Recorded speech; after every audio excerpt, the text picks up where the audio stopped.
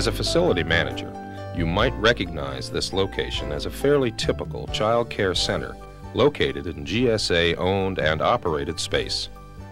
You might be providing similar service already, or you could be looking ahead to a new child care center opening in the future. These are some mighty important GSA customers. Compared to your other tenants, these little folks have some rather unique needs. Their special needs mean special challenges for you. But there's good news. You have plenty of resources available. That's the purpose of this videotape, to introduce you to some practical tools and resources that will help you meet your little customer's special requirements. At the conclusion, we'll review the essential items you might need, and we'll tell you how to get further information and assistance. As you watch, who knows, you could begin to see things from a new perspective. Good morning. This is Sue. Hi. And Sue is a facility manager just like me, only in another place. And I want you to show her how wonderful you all are, because she's going to be visiting with us all day today. Yeah. We're still building our facility. It's not finished yet. I can hardly wait. How do you like it here? Great. Is it thumbs up? Yeah. All right. Well, listen, Sue and I are going to go meet with Miss Penny, and we'll be back a little later. Enjoy your morning, and we'll see you later. Children, I'm telling you, they're a lot of fun. You know, just having them around is one of the fringe benefits of this job. Oh, Miss Penny, she's the center director? That's right. Her organization is under contract to run the center. She supervises the child care staff and runs the day-to-day operations. Listen, her office is just over there. Come on, I'll introduce you. Great. Okay.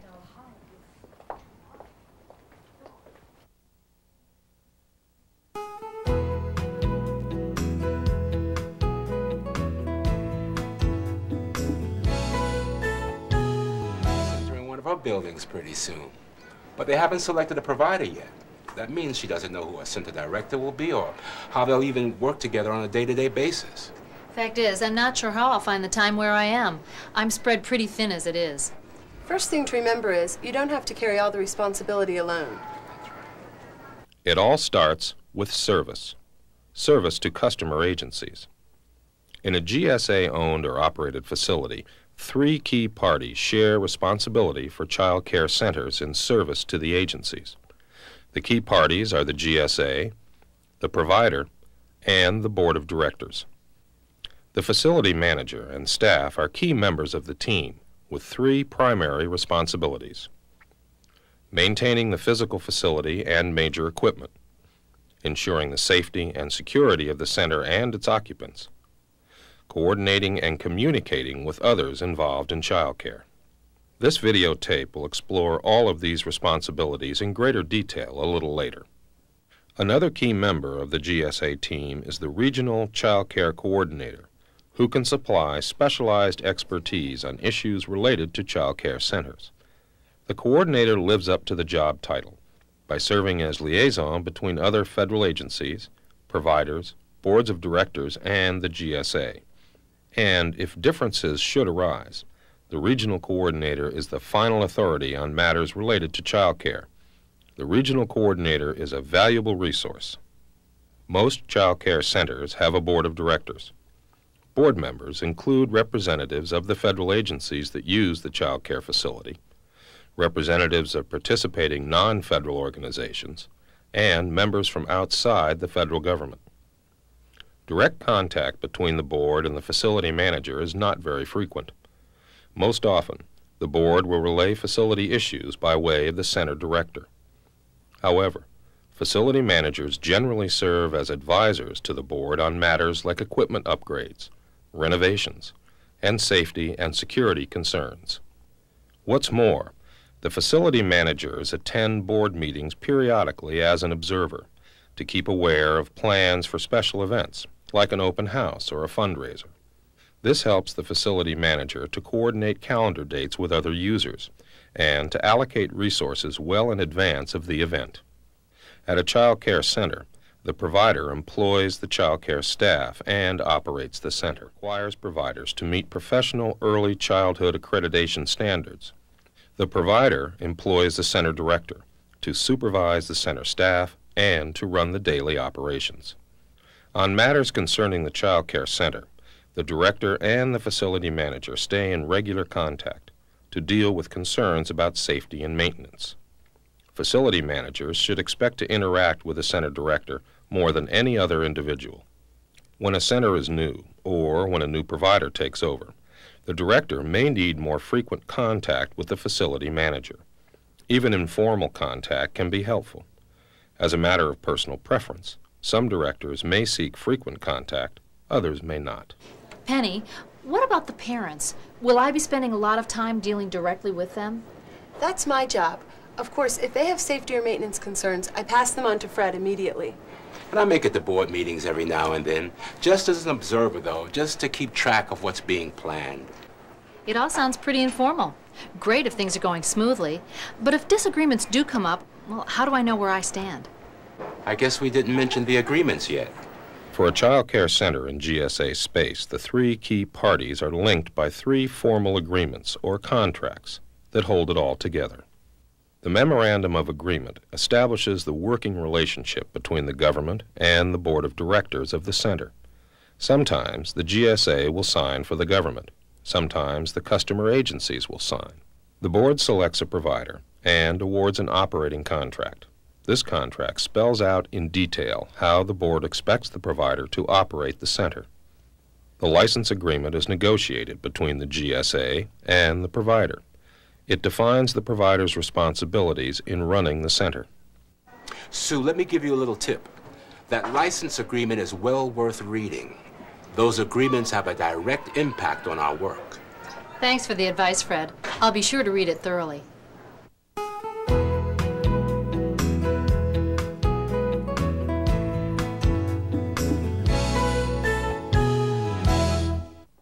It's really nice here, Fred. Well constructed and clean as a whistle. Congratulations. Well, thank you. But you know, it's not all me. You know, Penny and her staff, they get a lot of the credit. They wipe down the furniture and the toys and the cribs and the appliances here. And the building services contractor, well, they take care of the carpeting and the floor buffing and, you know, the trash disposal, you know, the real big chores. Sure. Ideally, the facility manager and the center director should conduct regular inspections together. They both realize that good maintenance contributes to a safe and healthy environment for the children, one that reduces the risk of communicable diseases. When something isn't right, they review the situation and make sure the problem is solved. Cleaning is one of the most important issues for a facility manager. Small children spend a lot of time on the floor, so a clean carpet is especially important to them. Choice of cleaning chemicals is an important consideration when children are around, too. Fred negotiated a service contract that not only gives carpets and floors a high priority, but also requires the contractor to work on them when children are not present. A good set of cleaning specs makes sure things don't fall through the cracks. Child care centers require a clinical level of cleaning. For instance, dirty diapers and similar waste are an unpleasant fact of life. At Fred's facility, the cleaning specs require the center staff to seal dirty diapers in plastic bags and place them in a special receptacle. The cleaning contractor empties the receptacle and takes the sealed bags to the dumpster. I'll be looking at cleaning specs a little differently from now on. What about equipment? Procurement, for instance. Who bought all this stuff, and who decided what to buy? GSA bought some things, and the provider bought other things. GSA provides the basic fixtures, the built-ins, the appliances and the furniture, and the consumables like the curriculum materials and toys, strictly the provider's responsibility. Well, what about cribs or cots or baby buggies? Well, most of those equipment items are government furnished. That includes the playground equipment, the cots and cribs, the changing tables, the shelving and baby buggies, and even those tables and chairs as small as those there. Now, if you take a close look, you'll see that it's marked government furnished items, or at least it better be, because that's my job, to make sure everything is marked and inventoried. What about puzzles, games, decorations? Well, even those books over there. Strictly the provider's responsibility. Okay, So for the government-furnished equipment, who decided what to buy? Well, first the director gets together with the regional child care coordinator, and they select the indoor and outdoor equipment. Then they submit the list to me, and I place the orders. Great. Speaking of great, look at this work. When Fred needs an expert on children's equipment, he can call on GSA's Regional Child Care Coordinator. Right now, they are discussing procedures for removing disabled or malfunctioning equipment from service. If it's broken or not working properly, it's dangerous to children. They'll need to replace some of it with new equipment. That requires budgeting on an annual basis for new and replacement equipment. Most facility managers, Fred included, find it hard to cope with a constant barrage of procurement requests. That's why Fred tries to schedule his equipment purchases on an annual rather than monthly basis. In cooperation with the center's director, Fred can use the annual cycle to streamline and simplify the procurement process. When a genuine emergency occurs, Fred has more time available to devote to it. What's more, the GSA Child Care Center Design Guide. In the Child Care Center, summer is generally a less busy period, perfect for installing new equipment or renovating the facility. That means that early spring is a logical time to start preparing for summer projects. When it comes to equipment maintenance, the facility manager is responsible for establishing a regular service schedule for cyclic items. In a child care center, GSA or the delegated agency maintains the administrative and office equipment, like copiers and telephones, but not the provider's equipment. So, if I had to boil it all down, I'd say the two most important things to remember about procurement, maintenance, and repair would be, one, as much as possible, work out a periodic schedule. Avoid the ad hoc or crisis mode. And two, well, tap into outside expertise. Be aware of technical advances like the design guide. And when in doubt, consult with the regional child care coordinator. Well, so far we've been inside, but what about outdoor stuff like playground equipment? What's involved in a playground inspection? How about a look at the playground? Great. Okay, after you.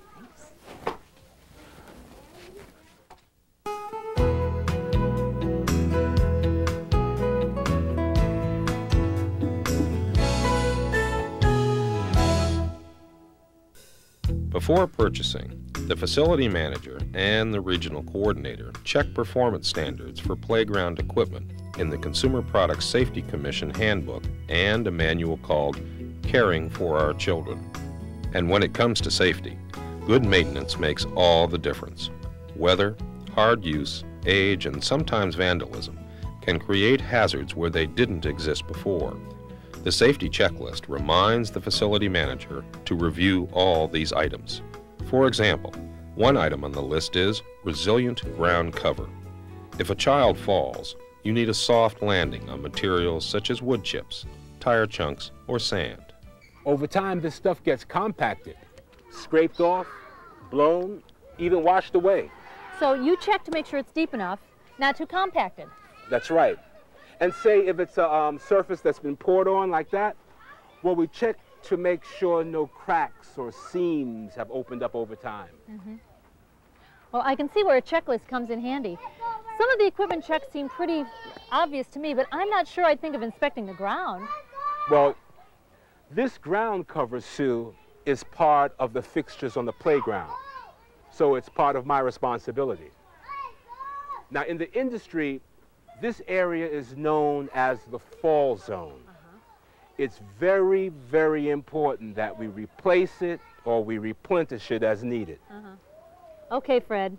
You've been lugging that bag around all morning and you've really gotten me curious. So I'm asking, what's in the bag? I thought you'd never ask, really. Take a look. Okay. It's an entrapment kit. Where'd you get it? Well, the regional child care coordinators provide them to all the facility managers. Now, I use it to make sure none of the equipment has openings that could trap a child and maybe cause injury. Now, that goes for here on the playground and inside the daycare center as well. Now, see this template? We use this by... Fred's checklist contains reminders about a variety of potential playground hazards. For instance, sharp edges are always dangerous. So are moving parts that pinch or crush. Broken parts or loose bolts can create new hazards. Some plants and shrubs are toxic to humans. They can pose a threat to little people who love to touch, grab, and taste. Common maintenance chores include repairs to frayed cables, loose ropes, and open S-hooks. Spaces that may cause entrapment should be modified or eliminated. Usually, if there's an obvious problem needing repairs, the center director tells me about it. But I like to check and make sure nothing falls through the cracks. How often do you inspect? Well, once a month I do a full walkthrough inside and out, and I check the storage spaces, not just the occupied spaces. I'm evaluating cleanliness and safety. And I also drop in whenever I can to keep my eye open for obvious problems. Well, how detailed is the walkthrough? I mean, do you get out the microscope and take a really close look? Well, sometimes I do, especially if I've heard complaints or if I've noticed a problem that keeps coming up. But usually it's my evaluation then that I really go through the checklist in detail. Come on, let's head on back to the center. Okay. Hi, how are you? Oh, there's a race going on here. I know. For Fred, the annual evaluation is a chance to reassess the cleaning service contract and the contractor's performance. And of course, he's evaluating the performance of his staff and himself. When evaluating safety and environmental factors, the facility manager should look at items such as the condition of fire and smoke alarms, the condition of extinguishers, sprinklers, and other fire suppression systems, the adequacy of fire safety and evacuation procedures. Fred, take me through that safety checklist of yours one more time. Is there anything I should be on the lookout for? I could mention a few hazards that seem to be the most common. First, there's right angles that make sharp corners for children. Builders and contractors just naturally, sometimes you have to give them a little re-education so that corners are rounded or redesigned. Next, there's electrical outlets and dangling cords, a big temptation. If children see cords, they'll pull them or swing on them. And all outlets that aren't pediatric plates should have safety plugs. And finally, you should watch out for climbable shelves and cabinets. Some of the children just love to climb on things.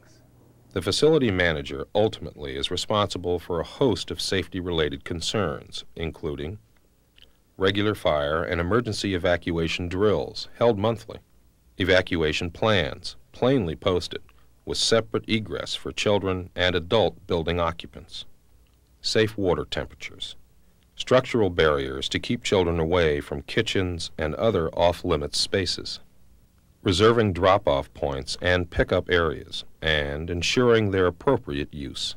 Hey, Sue, I want you to try something.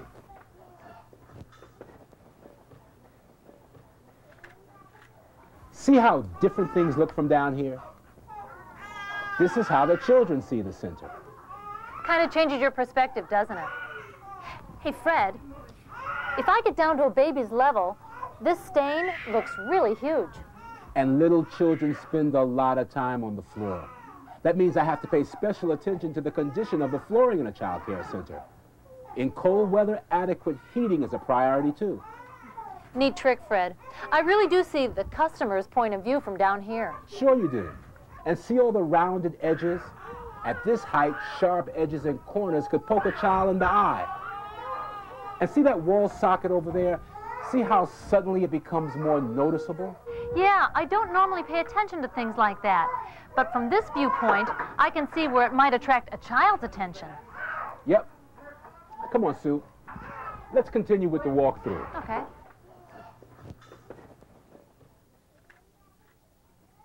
When it comes to children, I think you'd have to be pretty careful about security. Absolutely. Of course, we don't want children wandering in and out, but nobody should be in unless they have authorization. Now, security really includes two kinds of concerns: the physical security of the child care center itself and background checks for personnel. Is the facility manager responsible for all of that? Well, it's shared. The Federal Protective Service works with us on security. Federal laws, including the Crime Control Act, require background checks and personnel clearances for all persons having regular contact with the children. This includes government employees, center employees, cleaning and maintenance contractors, and volunteer child care workers. The law permits interim employment, pending completion of the clearance, but workers may not have unsupervised access to children until clearances are final. Under the law, failure to pass the background check is grounds for dismissal. An employee from FPS accepts fingerprint cards of child care staff and volunteers for processing through the FBI. For other contractor and GSA personnel, the facility manager forwards clearance paperwork to the FPS. A report is issued by FPS to the facility manager and center director, indicating the clearance status of center employees. I've worked with Federal Protective Service on security problems. They help out with our periodic security risk assessment. But before you open up the new child care center, you should ask them to help update your security assessment. You'll want to make sure the physical security is up to spec. You're talking about barriers, locks, alarms, that sort of thing? Right. And plans, too. Every center needs an evacuation plan and a set of contingency plans for various emergencies. It's another shared responsibility. The center director coordinates with me to develop the plans. That word coordinate seems to come up a lot in this job. You noticed? Well, it's true. For me, it all comes down to two key principles: coordination and communication. I coordinate with the center director and with the regional child care coordinator, and obviously successful coordination depends on good communication.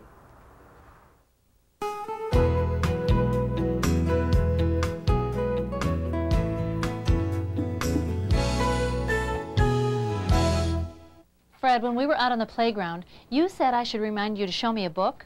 That's right. This will give you a rundown on what's available. Whenever you have questions that involve child care facilities, you should be able to get some help from one of these sources. Great. If you need further help, contact the GSA Child Care Coordinator for your region. Take a look inside the tape box that held this video cassette. An inventory card is packed inside every box. Please take a moment to review your resources. If you are missing any items, this card will tell you where you can obtain them. When it comes to these special little customers, we owe them our best. Fred, thanks for the grand tour. It was a delight. You know, your advice is going to save me a lot of time and guesswork. It was my pleasure. I was happy to do it. You come back and visit us now, okay? Well, come and see our center when it's up and running. I'll be happy to do that. Say goodbye to Sue, kids. Goodbye, kids. Bye. See you later. Okay. Bye-bye now.